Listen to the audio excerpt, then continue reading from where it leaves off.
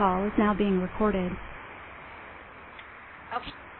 Hey, I think it's recording. Okay, you there? Yeah, I'm here. Okay, great. Okay, so do you actually hunt with your dog? What was that? Do you hunt with your dog? Do I help with our dogs? Absolutely. Are you a hunter? Oh, yes, I am. You are, okay. And what do you hunt?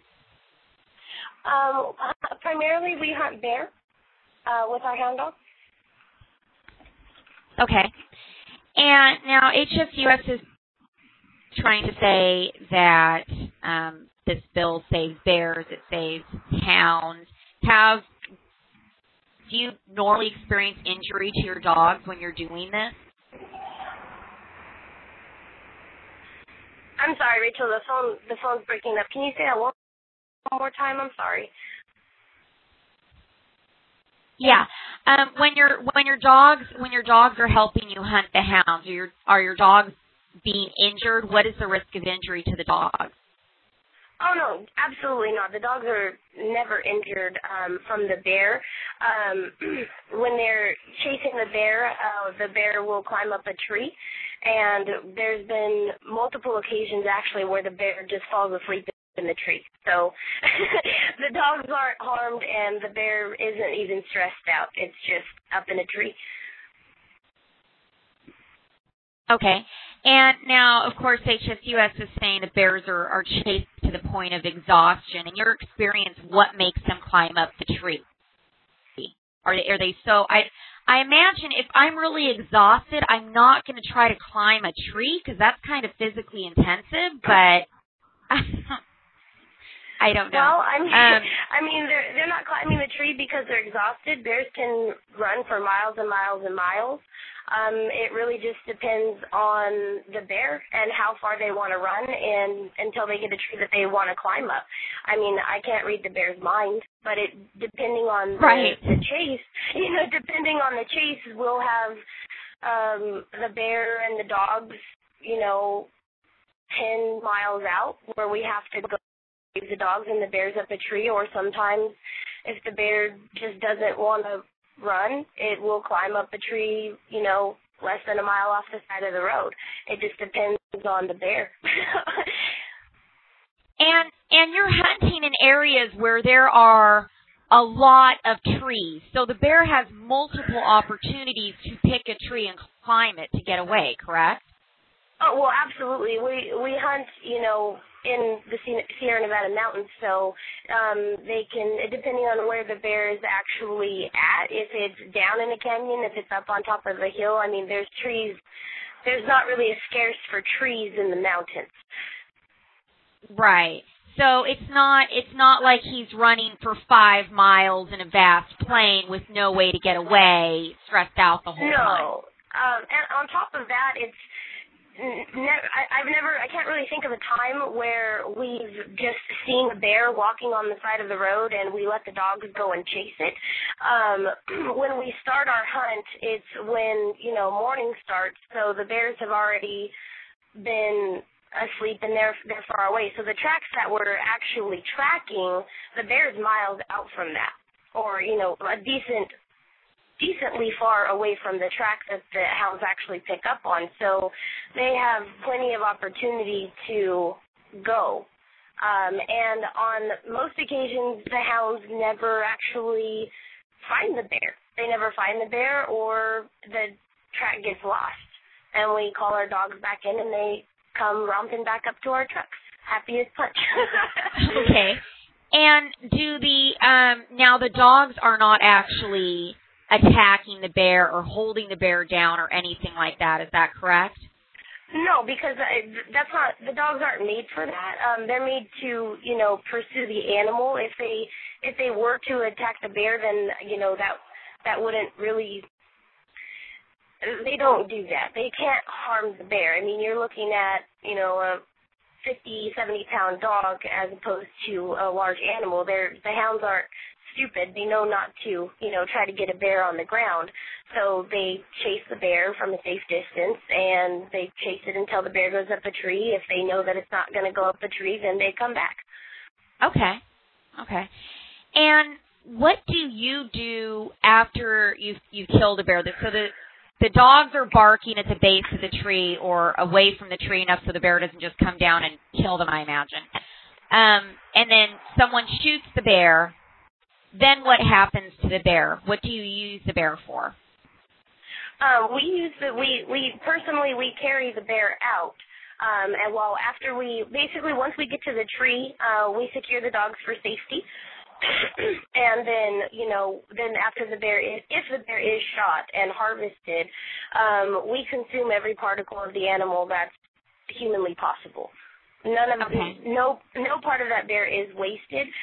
If it's, a mama bear and the cub, then we leave. If the bear is too small, then we'll leave. We'll be the first ones to, leave the bear there because we don't want to wipe out the bear population or, do anything that would harm the environment. So I would say 8 out of 10 times we leave the bear where it is. Okay.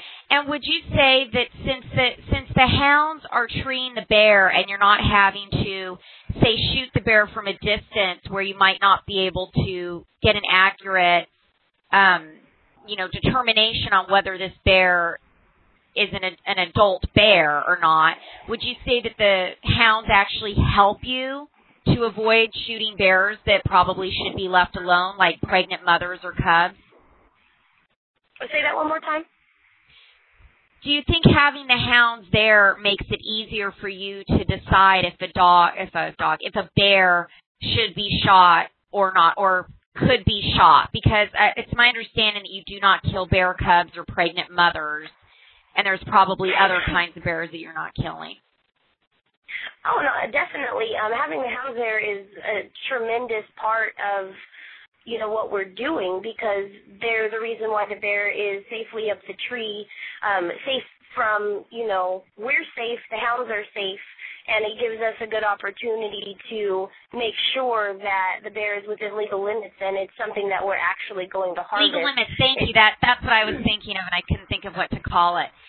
So, because I'm just thinking, if you have no hounds with you, and you're just out there with your rifle, you're not going to be able to get as close to the bear. I mean, I'm guessing. I have no hunting experience, but I'm just guessing because I know animals. I'm guessing you're not going to be able to get as close to the bear as you would if your hounds are involved and the bear is up a tree. So you're not going to necessarily have the benefit of being able to do as good of a visual inspection to see if the bear is within the legal limits or not. Well, definitely. And then another thing also is that, by having the hounds there and having the bear up the tree, just like you're saying, it gives us the opportunity to get a better look, but we're never going to take a shot from a distance where we can't actually make sure that everything is in order. If we don't have a good shot, then we're not going to put our hounds in danger. We're not going to put, our crew in danger, our friends and our family. We're not going to put ourselves in danger either. So, if we don't have a good shot or it doesn't seem like it's right, we will call the dogs off and we will go right back. Okay. And so how many pounds of meat do you think you would get, on average from a adult bear within the legal limit? To be completely honest with you, I would ask my dad about that one. Okay. I'm not sure exactly on an average. It really depends on the size of the bear. I mean, you'll have, a bear that's over a few hundred pounds, but they do have a lot of fat on them. But, right. I mean, it's good meat. We consume all of it that we possibly can. I'm not sure about pound-wise, though. But it fills our freezer up and keeps us fed throughout the year. If we harvest one bear per season. So if you didn't have that opportunity to have that meat, would that probably create somewhat of a financial hardship on your family because now you're having to get your meat from somewhere else? It really would, because, like I said, if we harvest one bear per season, that fills our freezer up, a big freezer up for the whole entire year. And, Right. times are hard right now, as, in California and across the country. And that's something that we've been doing since before I was born. And that's kept my family going and set. Okay. And so I'm trying to understand why somebody wouldn't want people living off the land, basically, is what you're doing. Because if you're going to the grocery store, a lot of times you're supporting the factory farming. I'm doing air quotes, you can't see me. But a lot of times you're supporting the factory farming that HSUS claims there's so much against. I would think from HSUS's perspective of how animals should be free and doing whatever they want, that the bear is actually being treated a heck of a lot more humanely than the cattle. Yeah, because, the bear has the freedom, and they have the freedom of miles and miles at their feet.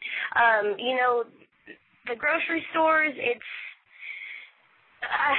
I'm not really a fan, of going to the grocery store and buying my meat there. I've always been one to live off of the land my whole life anyway, for every type of meat possible. And every animal that we've ever raised has been treated absolutely humanely. But it's just the sheer fact that we're human and we are made to eat meat. I understand that some people choose not to, and that's perfectly fine, but because I choose to, I shouldn't be chastised for that. Right. Yeah, I agree. And so this would be, now if the hounds couldn't hunt anymore, what would they do with their free time? Might you have to rehome some of them, or would you just keep them all? How do you think that they would react? Well, they're very expensive to feed. I guess it kind of, it makes up for a lot of it when we're filling our freezers up during the bear season. I know, unfortunately, if the hounds were not able to hunt, that's what they're born and bred to do. It's more than likely that a lot of them would go to shelters. Especially with the microchipping and all the into this bill, it's going to make it very, very difficult for anybody to maintain their pets. Our hound dogs aren't just our hound dogs. They're a part of our family. And I would do everything I could to keep them and keep them fed, but when they don't get to go hunting, they don't get to go run freely in the mountains without having a threat of being shot and killed because they may possibly be pursuing something, I don't want to put my dogs in that type of danger and put my dogs' lives in the hands of another human or a fish and game officer. A fish and game officer that has absolutely no accountability because they cannot be held civilly or criminally liable under SB 1221 for killing a dog. Exactly. And I also noticed that it says nothing about them having to prove that your dog was doing anything in the first place. They're just going to shoot your dog, and if it ever gets brought up, oh, hey, he's chasing that bear over there.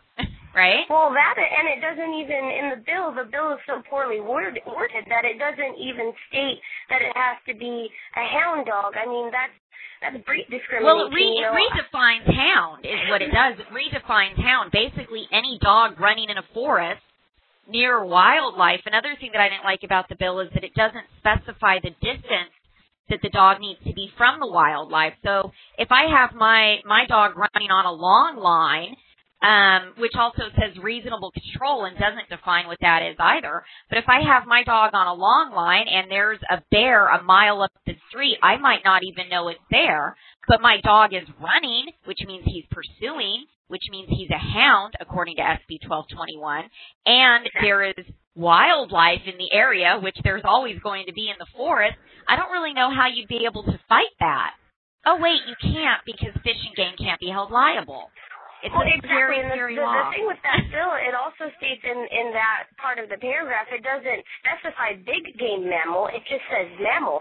So as far as I'm reading into it, if you have any type of dog and it happens to chase a squirrel's still a mammal. It's still pursuing wildlife.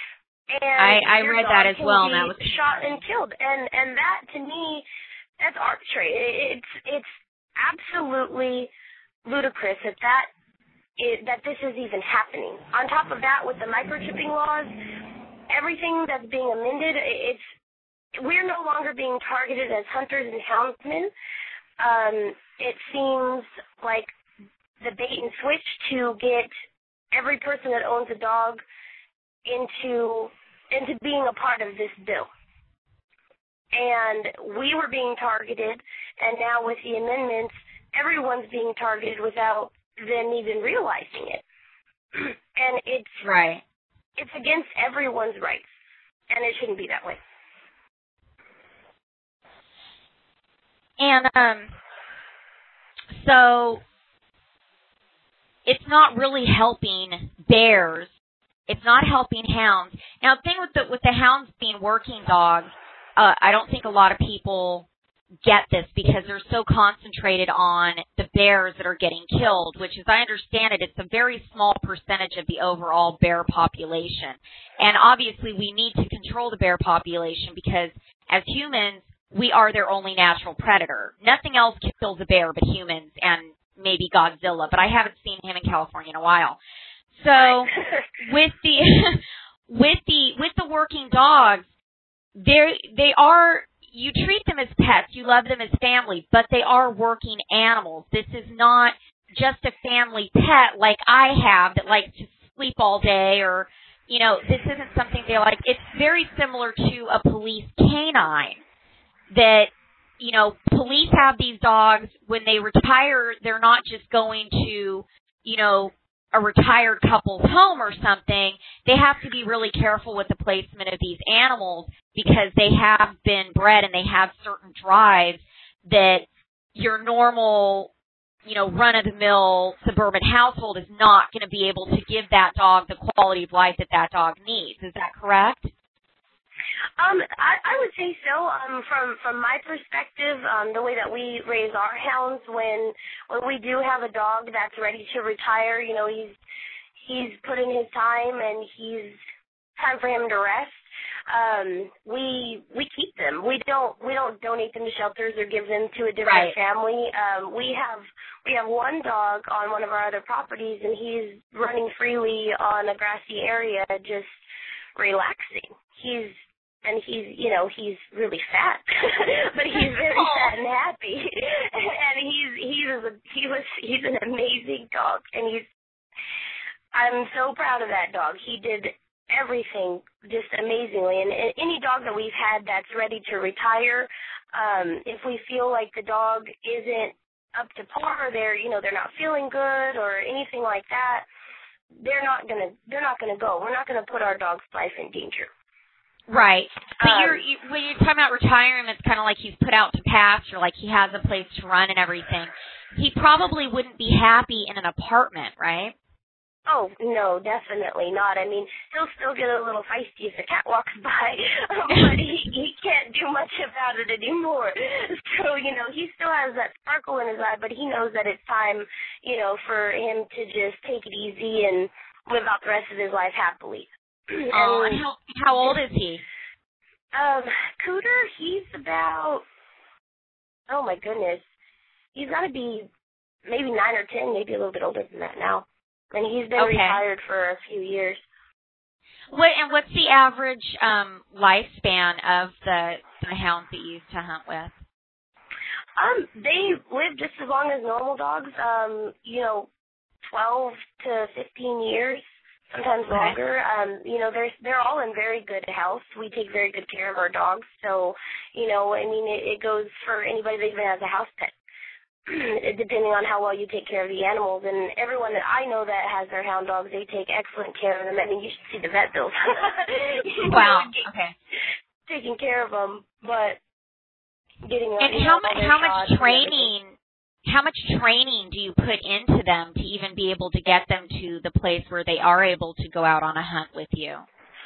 Oh, at least, you know, it takes maybe a year, maybe more to train the dog. I have a new puppy right now. I put the picture on your Facebook of Zeus. He's a brand new puppy. So he's a sweetheart. He's very young, but he's a big dog. But I'm leash training him right now, getting his commands down. He knows I've taught him how to sit and how to stay. It's not like we just turn them loose. Like they know their commands, they know how to listen, they know their names, they know everything. Just like you would train. I mean, they're not house trained, obviously, because not all hounds come in the house. Some people do let them in their house, but we have a few dogs and they're pretty big. We have house dogs also, so they wouldn't intermingle very well. Mhm. So you have the little spoiled house dogs, and then you have the working dogs that help feed the spoiled little house dogs when they go out hunting, right? Exactly. And another part of this bill that I want to touch base on, too, is just the environmental perspective of it. You had mentioned earlier that the bears are overpopulated, and there's a surplus of bears in California, over 40,000 bears.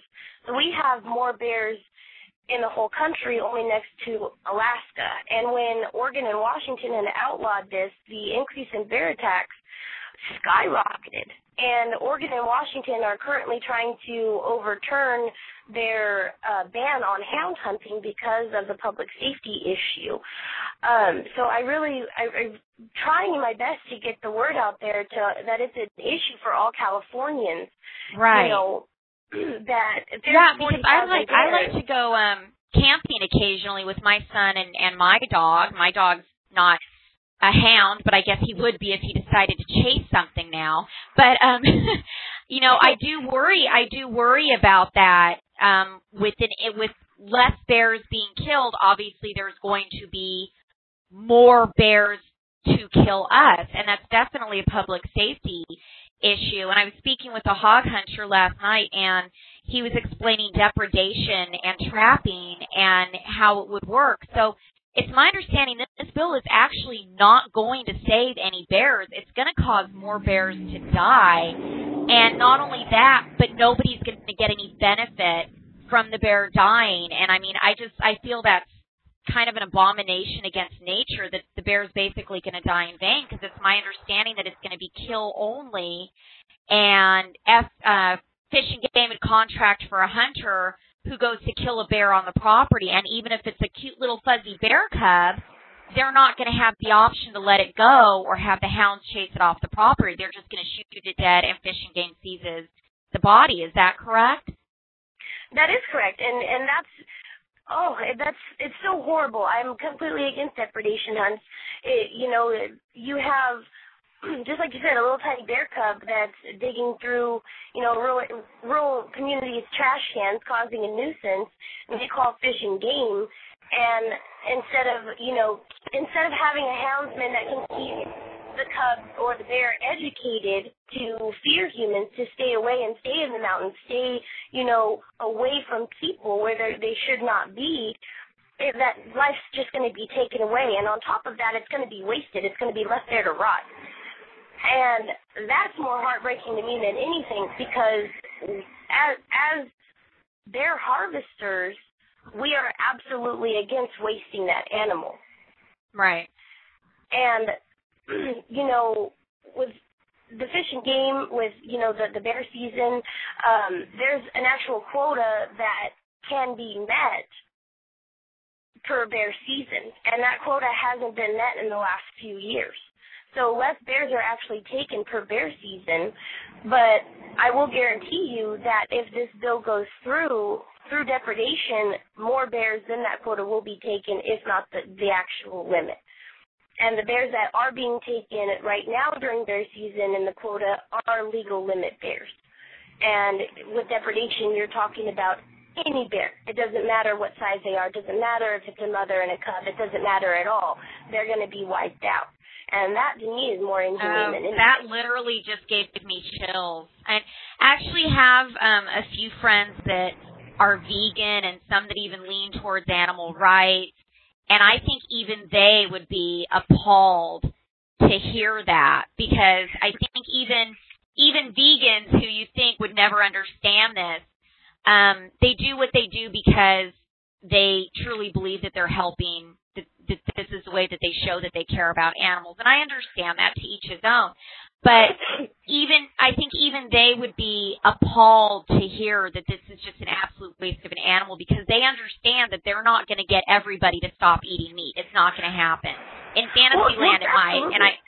But I think at least they want to know, if you are going to eat meat, that you are treating the animals humanely as possible, which is why they're against these big, huge, USDA factory farms. And they, they certainly wouldn't be happy to hear that baby cubs are being killed that you would not kill.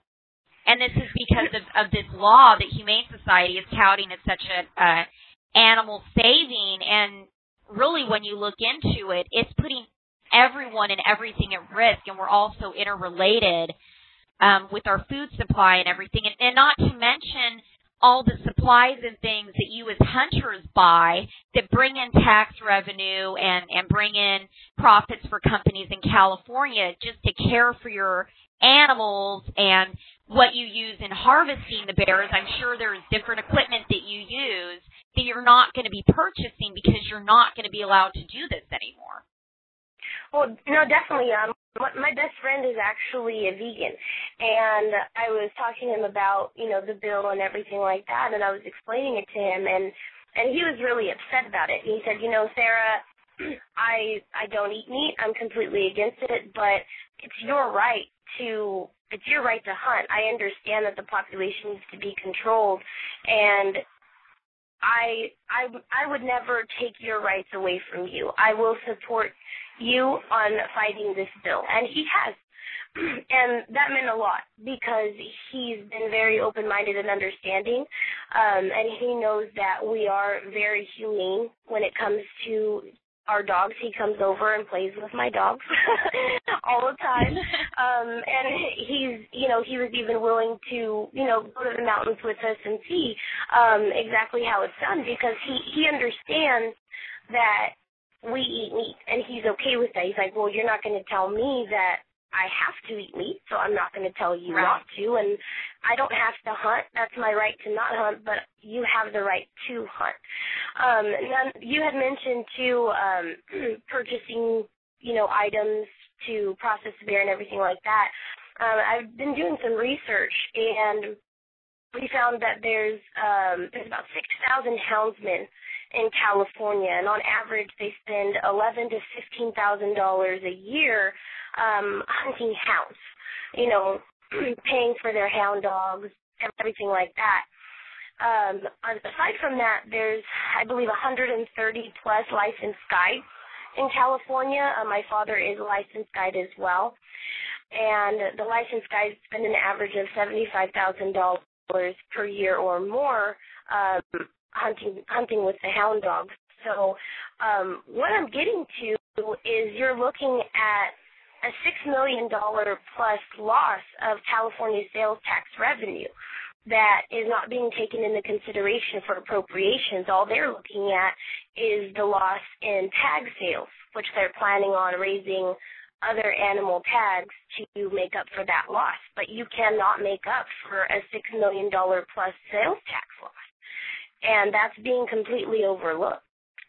And that's harming the rural businesses that depend on, local and out-of-state hunters to visit, for whether it be gas, dog food, camping food, tents, anything like that. California is losing a lot of business by doing this, if this bill passes. Okay. So, yeah, that's a significant hit to California's already very weak economy. Exactly, and that's a low-ball number. That's going off of just the regular, 5,700 houndsmen that spend money in California. That's not including the licensed guides and what they spend. Like I said, if they're spending $75,000 a year or more, you're looking at... And the guides are going to lose their jobs. Right, and so the guides are losing their jobs, the dogs are losing their jobs. So in a time when unemployment is at a disgustingly high level, the state of California, in all its wiseness, is doing something that's going to cost people their jobs. and actually might even push more people into looking for jobs because you don't have a freezer full of meat that's going to last you all year. Now you're going to have to go out and do something else to make that up. So now everybody that's unemployed right now is having to compete with even more people looking for jobs because you can't support yourself the way that you've been. No, definitely. My dad's been a licensed bear guide for bear and bobcat for many years now, and his phone, since this bill has been introduced back in March, his phone hasn't been ringing. And that's him. I know personally 4 or 5 other licensed bear guides that are going through the same thing. I mean, obviously it's not bear season now, so he wouldn't be actually going and taking them for guided hunts at this very moment, but he's not setting anything up when the season actually starts. And they're usually, booked up and ready to go. And that's something that we all depend on for income and, like you said, employment. Right. Wow. So I'm trying so hard to think of a reason that Humane Society would support this bill that's logical, and I can't think of anything. I was actually really shocked and disturbed to learn that Humane Society is actually funding Fish and Game's canine department, which seems like a huge conflict of interest. And I don't know why this is even being allowed to be heard, why Humane Society is even allowed to be involved in a bill that affects a department that they have so much financial investment in. Well, there's a lot of conflict of interest with this bill, Rachel. There's quite a few senators that have gotten personal donations from the Humane Society, a week or two before a vote comes through. And I'm not saying anything bad, but it doesn't look very good from the perspective of, that when you get a donation a week before a vote on this bill and they're getting a donation from the Humane Society and they vote in favor of the Humane Society-sponsored bill, it doesn't look very legitimate to me and to many other people. And I agree.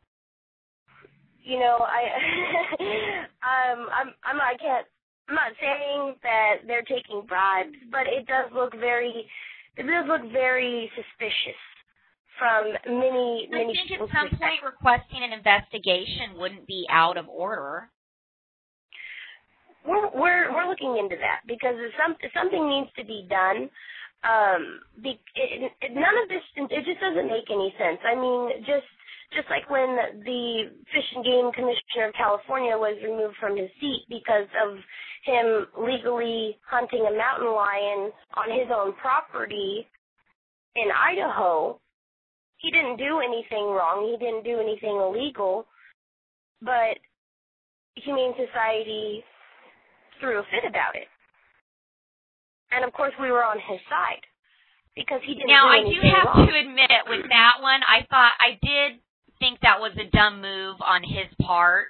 I don't think it wasn't his right to do it. I understand that. I respect that. But I just think when you're in a position like that, you got to be a little bit more careful with what you do and what you post on Facebook. But that's just kind of an ethics kind of thing, I guess, or for lack of a better word. But I don't know if the guy necessarily did he actually lose his job over that? Yeah, he did. And I mean, okay. I really don't see why. Like I said, he didn't bring the mountain lion back to California. He did everything legitimate and legal. He was on his own time. He was on his own property. He had his tags. He had his license. He had everything good to go. And as far as I see it, that's his business. You know, that's his Facebook. That's his personal life. He can do whatever he wants to do. That's his right to do that. He shouldn't be affected in California when he didn't do anything wrong. If he had done something illegal, then I could obviously, see why that would be an issue. Well, see, if he killed a mountain lion in California, then that would be Well, then You're not the obviously would only be kills a for mountain finish. lions are depredation kills now, correct?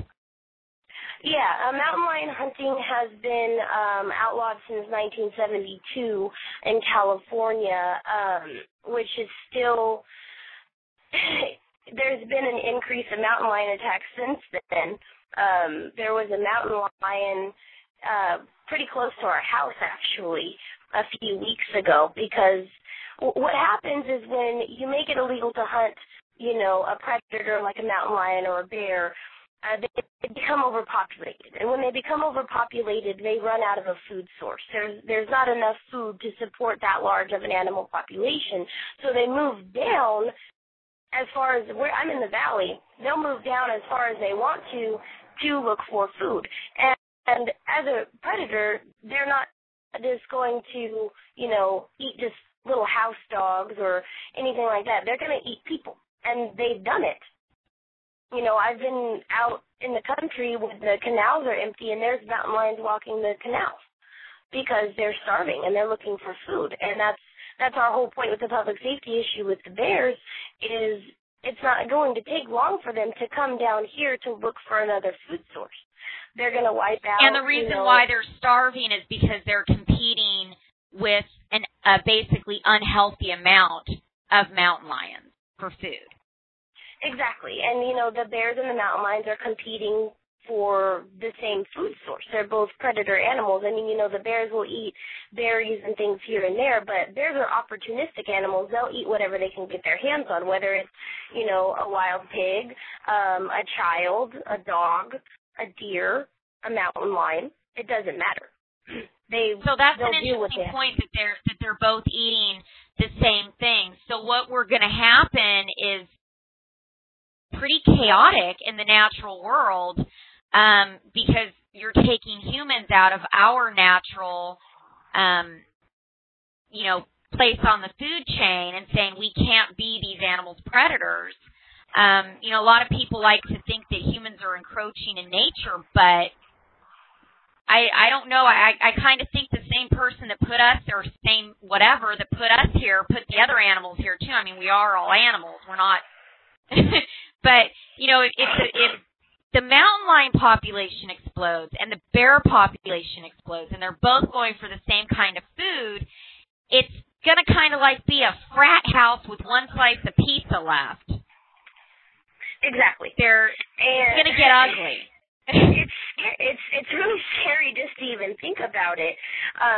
They're going to wipe out other species that are wild and free, in the mountains. And once they're done with that, bears aren't vegans by choice. So, right. Eventually they're not going to want to munch on some berries. And if they get the opportunity to come across, a hiker or a pet that's unfortunately got let go or something in the mountains and anything like that, they will come across anything and they will take what's theirs. And if any person was to come face to face with the bear and not be prepared for that, Godspeed to you. Good luck if you're not prepared. And one of the arguments of animal rights groups, for example, PETA, is very against trap, neuter, and return for cats because they claim that the feral cats decimate the local bird population. So it seems kind of hypocritical that another animal rights group, Humane Society of the United States of America, which, as most of us should know by now, does not support any local shelters in California whatsoever. Only 1% of their multi-million-dollar donations ever even sees a shelter, period. It would seem kind of hypocritical that they are basically, with this bill, going to have an increase in bears, which is going to have an increase in killing other local wildlife, too. Because, like you said, they're only going to want berries for so long. And I know berries aren't putting on that fat that they need to hibernate. Exactly. So they're going to, it's going to have an effect on the other cute little fuzzy critters like rabbits, various birds, which some of them might be endangered as well. the various owl species that are endangered, I imagine they'd be at an increased risk for hunting by bears. So we go into so much trouble preventing hunting by humans, and we're not really giving credit to bears, which are even more efficient hunters than humans because they don't even need a rifle or anything. And they kill indiscriminately, whereas the human hunter isn't doing that. It's a highly regulated hunting season. There's so many checks and balances there that I don't even know if illegal hunting even occurs in any kind of measurable amount anymore, because there's so many regulations going on. And I'm sure as responsible hunters, you make sure that everybody you're hunting with is also following the law, because this is something that you not only love to do, but it sustains your family, so you want to keep on doing it. Well, that, and we do it for our dogs. Our dogs are born and bred to do that. That's what they are meant to do, and that's what they love to do, and taking that away from them alone would be inhumane. If you have a sheepdog that's not able to herd sheep, then that dog's not being used to its most potential. And, right. And that's sad to me alone. With Humane Society, I cannot understand the hypocrisy of them. I know that it's all about money. You mentioned that they don't even donate to shelters. I'd known that Wayne Purcell had even said that Michael Vick would be a great pet owner after he made a large donation to the Humane Society, and he was, in trouble for fighting dogs. So that it wasn't just fighting. He didn't just fight the dogs. It was far more perverse than that. He slammed them against concrete. He hung them. He electrocuted them. He drowned them. He did some of the most sick things that I've ever heard of a human doing to a dog. Makes me sick. It makes me... Yeah, and he wasn't even doing it to help his family. When this guy, and I use that term loosely because I prefer the term subhuman for Vic, when he was doing this, he had multi-millions of dollars. There was no reason. It was unconscionable. He was doing it simply because he's a sadistic person. Those dogs died for what? Because he was angry? I don't understand that. But yeah, that is definitely a hypocritical statement that Wayne would sit there and advocate for this person to own a dog again, and again I use the term person loosely, but advocate for him to have a dog again, yet in the same vein want to take dogs away from people that truly love them, do everything in their power to ensure they are not in danger, and are actually, true environmentalists. I mean, you guys are there on the ground ensuring that there's bears there for future generations, because you're not killing the little cute fuzzy baby bears. You're not killing the mommy bears with cubs. You're killing the bears, that are within the legal limits that would likely kill us if their numbers were allowed to grow unchecked. Exactly. We'll be the first ones to tell you if there's not enough bears in the woods, we will not hunt. We won't, because we don't want to wipe out the population of bears. Like I said, 8 out of 10 bears are let go, if not more. Right. When we actually, even if the bear is within the legal limit, that doesn't necessarily mean that we're going to take the bear. We do it for the dogs, because that's what the dogs are meant to do. And we go back safely and, get the dogs to rest and everything like that. It's just the Humane Society, just with that statement alone, how can you say that this person, Michael Vick, would be a great pet owner only after he's made a large donation of money when he's done horrifying acts to animals? That, to me, is the most unsettling thing. And Wayne Purcell also did state it was in a 1990 Full Cry article that he was going to stop hunting species by species, one at a time. And if this bill passes, it's basically doing just that by what we've been talking about, the bears taking out other animal populations. And by them trying to save the environment, they're not even going off of the biological studies of fish and game and the scientists that know how many animals are actually in the mountains, how they can be sustained with the food population and the food chain that they have available to them. This is all done biologically. It's not like they pull a number out of a hat and say, okay, you can kill 1,000 bears this year. Have a good day. It's not like that. Right. It's really not. It's all biological, scientifically done.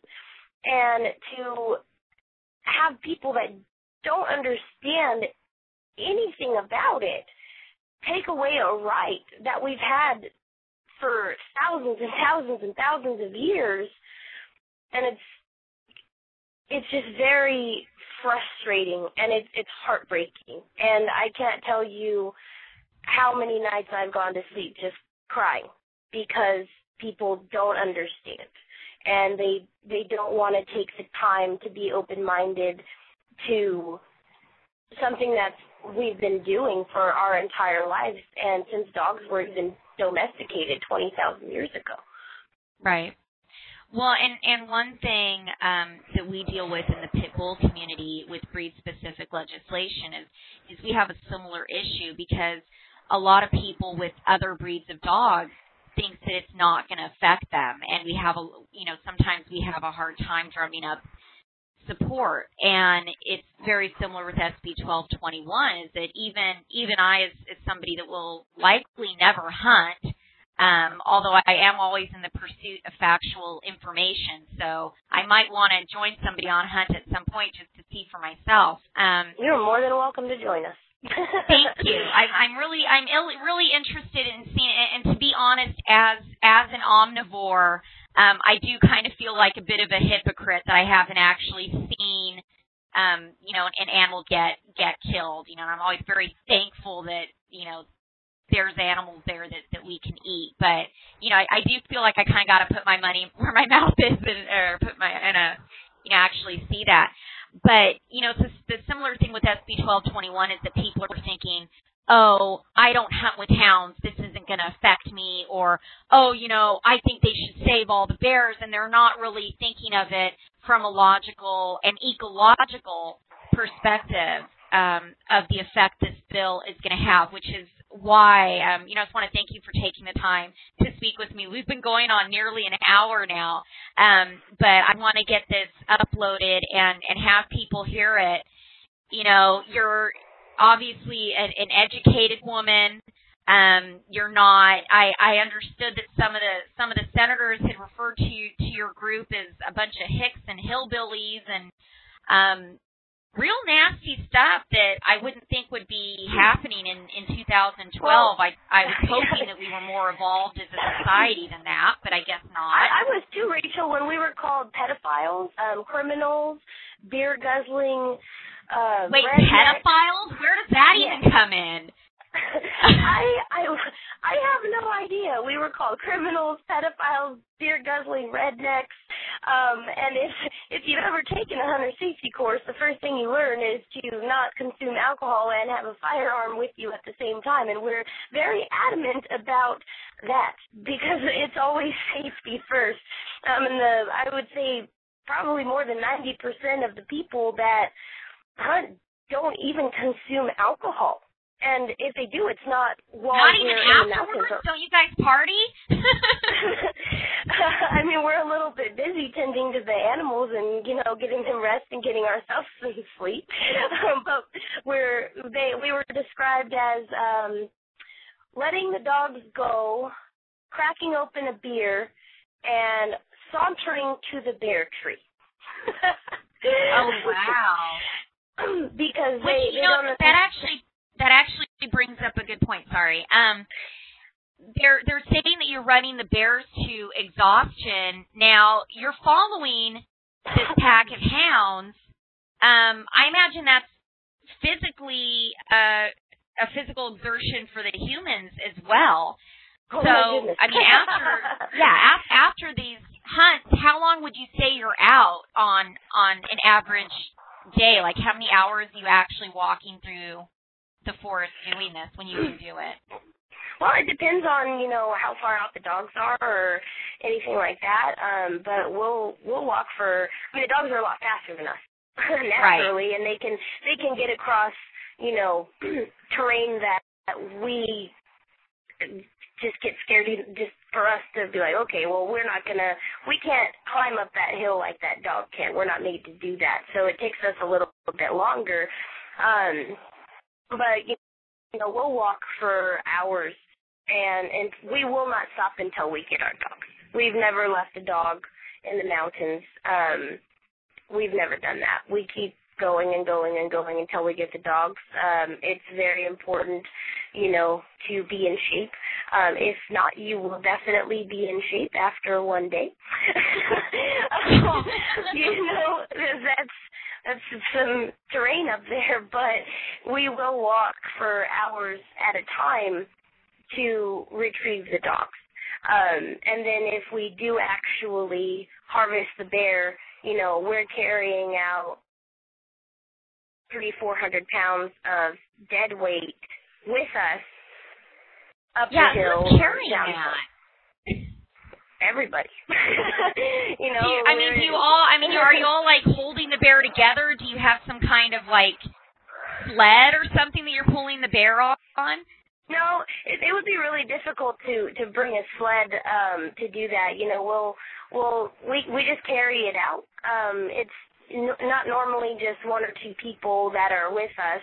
So, we send a decent amount of people to go down there, enough of us to hold the dogs on their leashes and get them controlled and walk them back up, and then, carry the bear out at the same time. It's very difficult work. It's not something it's not easy at all. And like I said, we are all about education. So if anybody does want to go on a hunt with us and actually learn and see how it's actually done, you're more than welcome to do so. That's what we're about, educating and opening the eyes to everybody. There's bad apples in every bunch.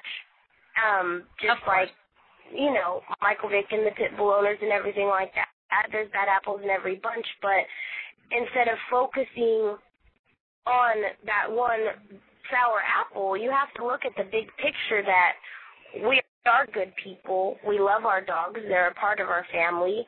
We've been doing this for our entire lives, and the dogs they're born to do that. And it's our right to do it, and it shouldn't be taken away. And now that it's affecting, everyone in California and everyone that visits California, it's affecting the environment, the economy, and the public safety, this bill has to be stopped.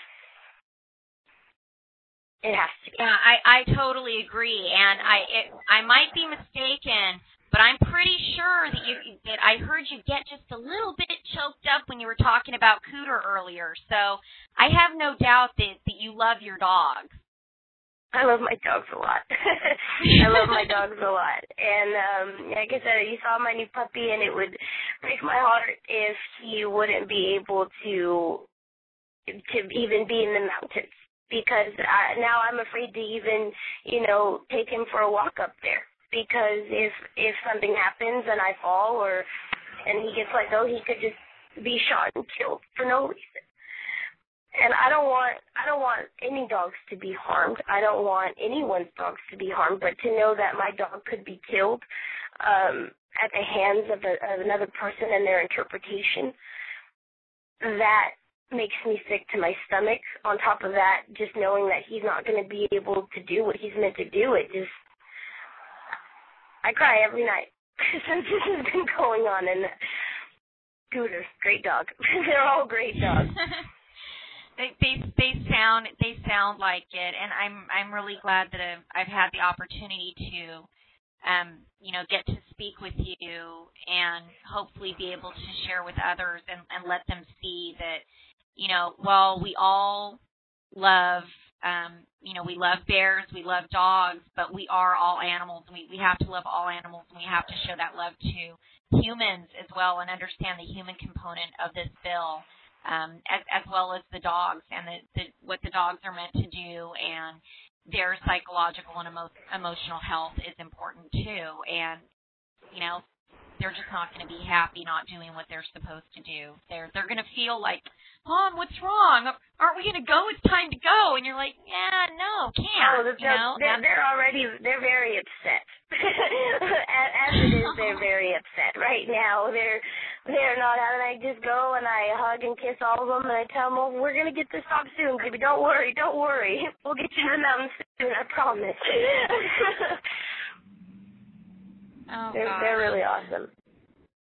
Well, now you're making me cry, so I think this is a good time to go. But thank you again so much for taking your time. And I know I have the call recorded. I'm just hoping that I can get the download and upload thing going okay. And I'm hoping that people will, at the very least, sit and listen to everything that we've said and understand the full scope of this bill and how dangerous it is. And hopefully some people will take you up on your offer to go out and see what an actual hunt is and not just go on those animal rights videos that are often doctored, because ultimately these are people that don't want pets to be kept, period, or for dogs to have a job. So, we need to fight this tooth and nail, and I'm happy to be able to join you in this fight. And hopefully Monday, common sense and reasonability will prevail. Absolutely. I really hope so. Killed is still dead. And until then, though, we're gonna fight it with all we got.